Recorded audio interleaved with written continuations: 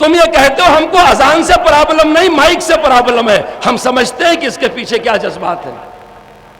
تم یہ سمجھتے ہو ہم کو نماز سے پرابلم نہیں، مسجد سے پرابلم ہے، اس کا نقشہ پاس نہیں، ہم سمجھتے ہیں اس کا کیا مطلب ہے، ہم خوب سمجھتے ہیں۔ تم یہ کہتے ہو صاحب ہم کو تمہارے قرآن سے کوئی پرابلم نہیں ہے، ہم کو ان مدرسوں سے پرابلم ہے جو بنتے ہی ہم سمجھتے ہیں اس کا کیا مطلب ہے۔ کھل کے کہو کہ ہم یہ چاہتے ہیں کہ ہندوستان کا 25 کروڑ مسلمان اپنا دھرم چھوڑ کر کے اسلام سے دور ہو جائے، کہو کھل کر کے۔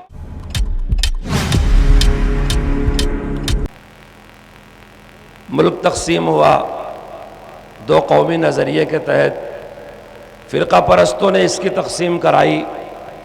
وہ جانے کا حالات ہم نے سنے ہیں، دیکھے نہیں، شاید دیکھنے والے خال خال کوئی باقی ہو، لیکن اس وقت ملک جس بے بسی کے ساتھ، جس قسم پرسی کے ساتھ، جس جلتے ہوئے انگارے کے ساتھ، جس بڑھتی ہوئی نفرت کے ساتھ، جس بربریت کے ساتھ، جس ظلم کے ساتھ، جس ناانصافی کے ساتھ زندہ ہے، چل رہا ہے، ہم نہ اس کو صرف اپنی آنکھوں سے دیکھ رہے ہیں بلکہ ہم خود اس کا ایک حصہ بنے ہوئے ہیں۔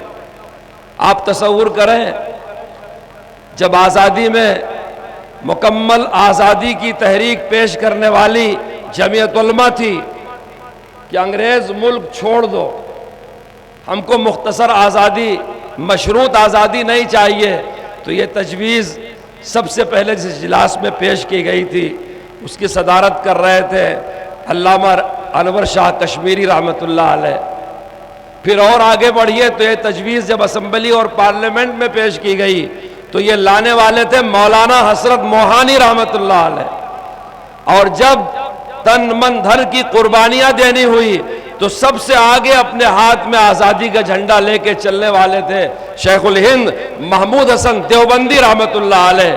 آج اس بدنصیب ملک کی سرزمین پہ ہم کو مدرسوں کے تحفظ کے لیے کانفرنس کرنی پڑ رہی ہے، اس دور کو کن الفاظ میں تعبیر کیا جائے؟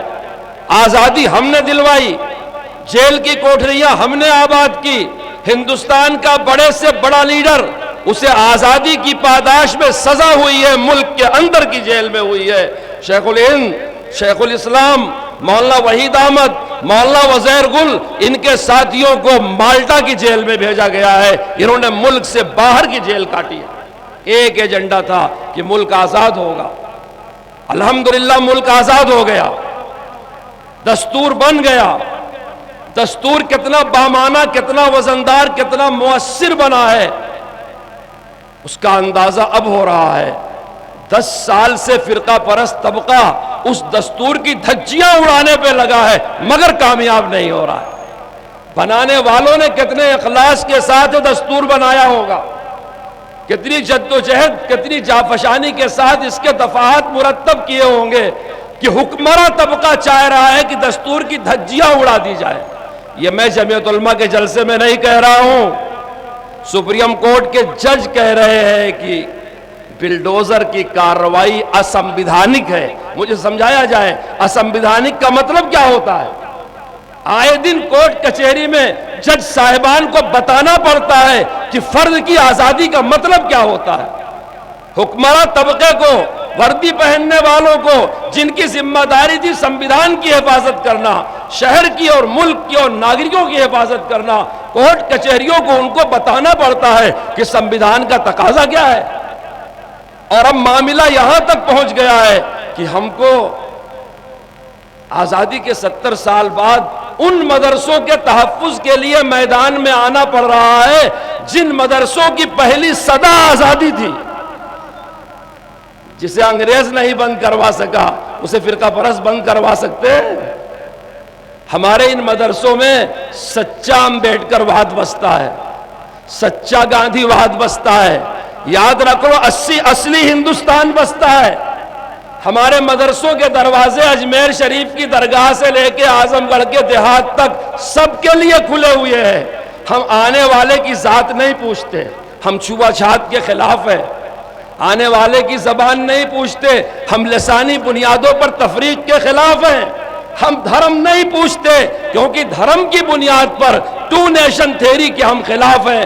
ہمارا پہلے دن سے آج تک یہی نعرہ ہے کہ اس ملک کے جتنے بھی لوگ ہیں، ہندو ہو، مسلم ہو، سکھ اور عیسائی ہو، سب مل کر کے ہندوستانی ہیں۔ میں آپ لوگوں سے ایک بات کہتا ہوں، آپ کے مدرسے ہندوستان کی تعمیر و ترقی میں کتنے مؤثر ہیں، شاید آپ سے زیادہ مدرسوں کے بدخواہ یہ سمجھ رہے ہیں۔ اے کاش میری قوم بھی سمجھ جاتی کہ آج اگر ہندوستان میں اسلام زندہ ہے تو کس وجہ سے زندہ ہے۔ میں آپ سے پوچھتا ہوں، مدرسوں میں کیا پڑھایا جاتا ہے؟ حضرت صدر محترم فرماتے ہیں مدرسہ ہمارا دین ہے۔ مسجد میں نماز پڑھائی جاتی ہے، مدرسے میں نماز سکھائی جاتی ہے۔ مسجد میں نماز ادا کی جاتی ہے، مدرسے میں نماز کی فقہ بتائی جاتی ہے۔ تراویح میں قرآن سنایا جاتا ہے، مدرسوں میں قرآن حفظ کرایا جاتا ہے۔ قاضی صاحب نکاح پڑھاتے ہیں، قضا و عدل کا مسئلہ مدرسے میں پڑھایا جاتا ہے۔ مفتی صاحب فتویٰ دیتے ہیں، مفتی مدرسے میں تیار کیا جاتا ہے۔ علماء کرام منبر پہ کھڑے ہو کر کے خطاب کرتے ہیں، یہ خطبہ مدرسے میں ان کو خطیب بنایا جاتا ہے۔ جتنا ہمارا مدرسہ یہ ہمارا دین ہے، ہماری دنیا نہیں ہے۔ ہمارے مدرسوں کی ایک سنہری تاریخ ہے، سلسلۃ الذہبی اس کی ایک کڑی ہے۔ جتنا پرانا اسلام ہے مدرسوں کی تاریخ اتنی ہی پرانی ہے۔ یہ تصور ہی نہیں ہو سکتا کہ مسلمان کہیں ہو اور وہ مدرسوں سے بے نیاز ہو نہیں سکتا۔ نبی پاک صلی اللہ علیہ وسلم نے تبلیغ شروع کیا، ابھی چند لوگ اسلام لائے تھے کہ آپ نے دار ارقم نام کا مدرسہ مکہ شریف پہ تعمیر کیا۔ ابھی نبی پاک کو ہجرت کا حکم نہیں ہوا تھا کہ آپ نے اسد بن زرارہ انصاری صحابی کے باغ میں حضرت مصعب بن عمیر کو بھیجا کہ جاؤ اور مدینے والوں کو قرآن شریف سکھاؤ۔ پھر آپ ہجرت فرما کر کے مدینہ منورہ تشریف لے آئے اور آپ نے وہاں صفہ قائم فرمایا۔ اسلام پھیلتا گیا، بڑھتا گیا، جہاں گیا، جب اس ملک میں آیا تو مدرسوں کے ساتھ آیا۔ یہ کوئی موروثی عقیدہ نہیں ہے۔ اسلام کہتے ہیں کچھ عقیدوں کو، کچھ اعمال کو، انہی عقیدوں انہی اعمال کی تعلیم مدرسوں میں دی جاتی ہے۔ بنیادی فنڈامنٹل رولز کی تعلیم، اسلام کے بنیادی قواعد کی تعلیم، ضروریات دین کی تعلیم مکتب میں دی جاتی ہے، اور اسلام کے تعلیمات کی تفصیلی تعلیم مدرسوں میں دی جاتی ہے۔ یہ مدرسے ہماری دنیا نہیں ہے، یہ مدرسے ہمارے دین ہیں۔ اور ان مدرسوں کا تقدس اتنا ہے کہ ہم ان مدرسوں کو رسول اللہ کا مہمان خانہ سمجھتے ہیں۔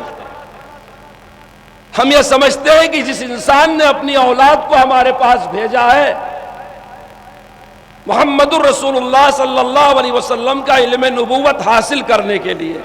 قرآن کریم کیا ہے؟ وحی کا مجموعہ ہے، اللہ کی کتاب ہے۔ مدرسے کا نصاب متعین ہے۔ جو علوم قرآن کریم کی خدمت کے لیے استعمال کیے گئے ہیں، یا جو علوم قرآن سے اخذ کیے گئے ہیں، سب کا مرکز قرآن کریم ہے۔ یہی ہمارے مدرسوں میں پڑھائے جاتے ہیں۔ جو ان مدرسوں سے جڑے ہوئے ہیں وہ نبی پاک صلی اللہ علیہ وسلم کے مہمان خانے کے خادم ہیں۔ مدرسے پوری دنیا کے مسلمانوں کی شہرت کے برابر ہیں۔ اگر مسلمان کا رشتہ مدرسے سے ختم کر دیا جائے تو یاد رکھو اس کے پاس اسلام نام کی چیز باقی نہیں بچے گی۔ اگر آپ اس بات کو مانتے ہیں کہ ڈاکٹر کے گھر میں پیدا ہونے والا بچہ ڈاکٹر نہیں ہوتا، ماسٹر کے گھر میں پیدا ہونے والا بچہ ماسٹر نہیں ہوتا، جج کے گھر میں پیدا ہونے والا بچہ جج نہیں ہوتا، اسے پڑھنا پڑتا ہے۔ اسلام بھی موروثی نہیں، کسبی چیز ہے۔ اگر عالم کی اولاد بھی ضروریات دین نہیں حاصل کرے گی، ضروریات دین سے جاہل رہے گی، اسے کوئی امام نہیں بنائے گا۔ اور مسلمانوں کی سب سے بڑی ضرورت ان کا دینی مدرسہ ہے، ان کا مکتب ہے۔ چند سالوں سے ہمارے ملک کی وہ فرقہ پرست طاقت جو انگریزوں کی دلالی کرتی رہی، جو ملک کے بٹوارے کی وکالت کرتی رہی، جو ہندوستانیوں میں نفرت ڈالتی رہی، جو چھوا چھوت ذات پات دھرم دین کے نام پر ہندوستانیوں کا بٹوارا کرتی رہی، وہ چند سالوں سے مسجدوں اور مدرسوں کو نشانہ بنائے ہوئے ہے۔ مانے اظہار تم کو ہے حیا، ہم کو ادب، کچھ تمہارے دل میں ہے کچھ ہمارے دل میں ہے۔ تم یہ کہتے ہو ہم کو اذان سے پرابلم نہیں، مائک سے پرابلم ہے، ہم سمجھتے ہیں کہ اس کے پیچھے کیا جذبات ہیں۔ تم یہ سمجھتے ہو ہم کو نماز سے پرابلم نہیں، مسجد سے پرابلم ہے، اس کا نقشہ پاس نہیں، ہم سمجھتے ہیں اس کا کیا مطلب ہے، ہم خوب سمجھتے ہیں۔ تم یہ کہتے ہو صاحب ہم کو تمہارے قرآن سے کوئی پرابلم نہیں ہے، ہم کو ان مدرسوں سے پرابلم ہے جو بنتے ہی ہم سمجھتے ہیں اس کا کیا مطلب ہے۔ کھل کے کہو کہ ہم یہ چاہتے ہیں کہ ہندوستان کا 25 کروڑ مسلمان اپنا دھرم چھوڑ کر کے اسلام سے دور ہو جائے، کہو کھل کر کے۔ مجھے یقین ہے اس گئے گزرے زمانے میں بھی میری قوم کا ایک فرد بھی مرتد ہونے کے لیے تیار نہیں ہے۔ ہو سکتا ہے بے نمازی ہو سکتا ہے زکوٰۃ نہ دیتا ہو سکتا ہے اسے اذان نہ آتی ہو سکتا ہے کلمہ بھی نہ پڑھتا ہو، لیکن اگر اس سے کہا جائے اسلام چھوڑ دو تیار نہیں ہوگا۔ تم نے کس قوم کو للکارا ہے؟ کس سے اس کا مذہب چھیننا چاہتے ہو؟ کس کو قرآن سے دور کرنا چاہتے ہو؟ شاید تمہارے سازش کرنے والوں نے غلط اندازہ لگایا ہے۔ میں بار بار کہتا ہوں کہ مجھے فخر ہے کہ میں ایک بہادر قوم میں کام کر رہا ہوں۔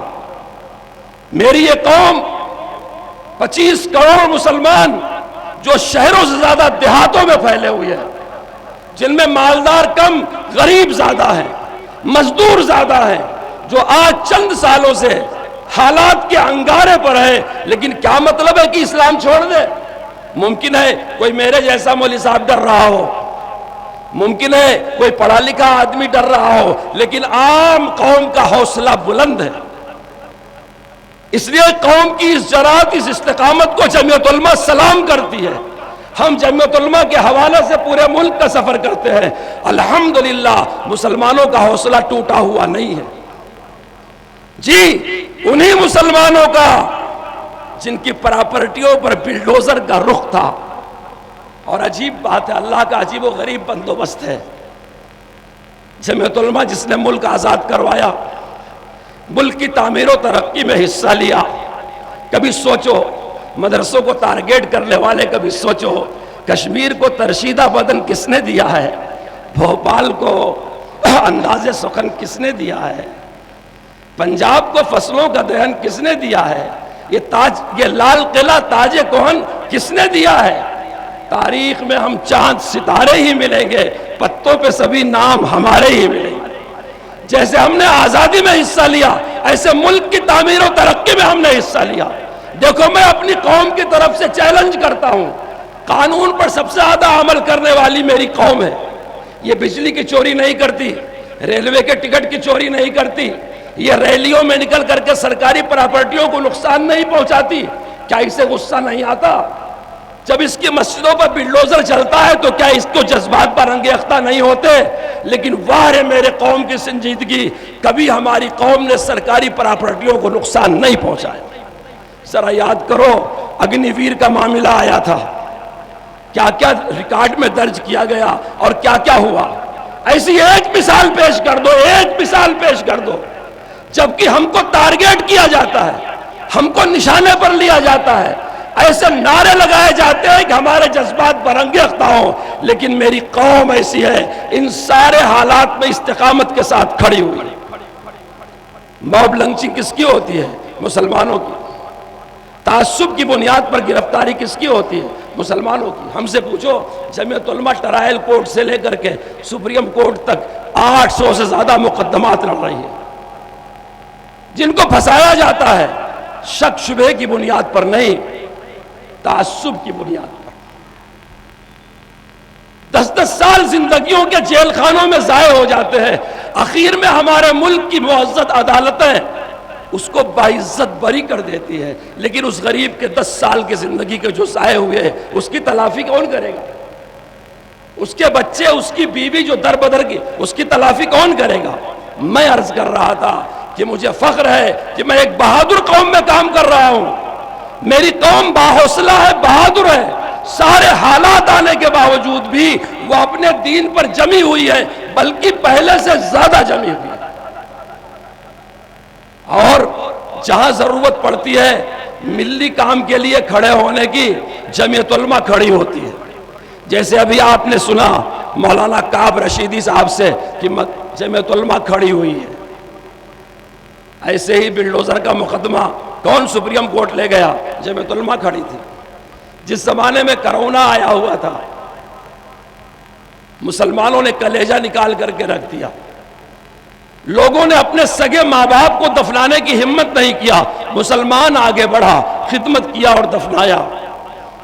جن لوگوں نے سمجھ لیا تھا کہ اب بمبئی، کلکتہ، دلی میں اسباب زندگی ختم ہو گئے ہیں، پرواسی مزدور نکل پڑے، راستے میں مسلم بستیوں نے ان کا ساتھ دیا۔ ہمارے ملک کے ایک شریف انسان تبصرہ کرتے ہیں کہ ہم کپڑوں سے پہچانتے ہیں، جی غلامان محمد دور سے پہچانے جاتے ہیں۔ ابھی آپ پتہ نہیں کس کس چیز سے ہم کو پہچانو گے، ہمارا کردار ہم کو پہچانواتا ہے۔ اس قوم نے پورے حوصلے کے ساتھ تبلیغی جماعت کو اٹھا کر کے جیل میں بھر دیا گیا، 1500 لوگوں کو حضرت صدر محترم سامنے آئے، ان کی رہائی کے لیے اپنی اکائیوں کو فعال کیا، دلی سے لے کے مہاراشٹر لگے، باعزت وہ بری ہوئے اور اپنے ملک کو واپس ہوئے۔ بغیر سند جو باتیں پھیلائی جاتی، ہیٹ اسپیچ، اس کا مقدمہ کون دیکھ رہا ہے؟ جمعیت علماء دیکھ رہی ہے۔ میں کہنا چاہتا ہوں آج کی اس معزز اسٹیج سے کہ جو لوگ مدرسوں کو مٹانے کی دل میں ناپاک تمنائیں رکھتے ہیں، کم از کم جب تک جمعیت علماء زندہ ہے ان کی یہ تمنا پوری ہونے والی نہیں ہے۔ ہم اپنی جان کی قربانی دے دیں گے لیکن اپنے دین سے دستبردار نہیں ہو سکتے۔ اور ہم کیا، ہم تو بہت دیکھنے میں شکل و صورت مسلمان جیسی ہے، نام کے ساتھ عالم حافظ کا لاحقہ بھی لگا ہوا ہے۔ میں اپنے ایک اس ادنا مسلمان کی گارنٹی دیتا ہوں، وہ اپنی رضا اور رغبت سے مرتد ہونے کے لیے تیار نہیں ہے۔ حضرت صدر محترم نے قدم قدم پر آپ کو سنبھالا ہے۔ آج جب ان مدرسوں کو نشانے پہ لیا جا رہا ہے اور بے وجہ لیا جا رہا ہے، کوئی وجہ نہیں ہے اس کی، آپ صاف صاف کہیں کہ ہم کو قرآن سے، ایمان سے پریشانی ہے، پرابلم ہے، ہم اسلام کو اس سرزمین میں برداشت نہیں کرتے، آپ کہیں نا ہمت سے۔ ہم یہ کہتے ہیں ہندو، مسلم، سکھ، عیسائی سب آپس میں بھائی بھائی ہیں، یہاں مسجدیں بھی محفوظ ہیں، مندریں بھی محفوظ ہیں، چرچ بھی محفوظ ہیں، گرودوارے بھی محفوظ ہیں۔ اگر آپ تفریق کرتے ہیں ہندوستانی کہ ہم ایک خاص طبقے کو اس ملک میں برداشت نہیں کریں گے، کہیں نہ کھل کر کے، دل میں کچھ ہے، زبان پر کچھ ہے، مختلف عنوانوں سے ہماری کمیونٹی کو ٹارگیٹ کیا جاتا ہے۔ اور جس دن مسلمان زیر ہو گیا، یاد رکھو یہاں بسنے والے دلت، اچھوت، پچھڑی ذاتیں، ان کی بھی خیریت نہیں ہے، ان کو بھی غلام بنایا جائے گا، دیگر مذہبی اقلیتوں کی بھی خیریت نہیں ہے، ان کے مذہبی آزادی کو بھی چھین لیا جائے گا۔ اس دستور کی وجہ سے یہ ساری چیزیں ناممکن ہو رہی ہیں، اور اس دستور کی حفاظت کرنے والے مدرسوں میں بستے ہیں۔ جمعیت علماء اس کی حفاظت کرتی ہے۔ جمعیت علماء لگاتار تحفظ آئین، تحفظ دستور کی کانفرنسیں کرتی ہے۔ اس لیے میرے دوستو، آج کی اس جلسے کا پیغام اگر ہمیں سمجھ جائیں، جتنا مخالفین ہمارے مدرسوں کی تاثیر کو سمجھے ہیں، ہم اپنی قوم کو بھی یہ تاثیر سمجھانے میں کامیاب ہو جائے تو انشاءاللہ جو لڑائی ہم کو لڑنا ہے مدرسوں کے تحفظ کی فرقہ پرستوں سے، اس میں ہم کامیاب ہو جائیں گے۔ کیونکہ اگر اس ملک میں اسلام باقی ہے تو تاج محل، لال قلعہ، قطب مینار، چار مینار کی وجہ سے نہیں، انہی مدرسوں اور دینی اداروں کی وجہ سے باقی ہے۔ اللہ تعالیٰ ان کو سلامت رکھے، قائم رکھے، ملک میں پیار و محبت کو باقی رکھے، ملک کو دن دونی رات چوگنی ترقیات عطا فرمائے۔ میں آخر میں مفتی اشفاق صاحب کا، جمعیت علماء ضلع اعظم گڑھ کی تمام اکائیوں کا شکریہ ادا کرتا ہوں، اور ان اکابر کا جو اپنے اپنے مقام سے تشریف لے آئے، اور آپ اہل مدارس کا اور سامعین کا جنہوں نے جمعیت علماء کی آواز پہ لبیک کہا اور تشریف لے آئے اور ہمارے جلسے میں شریک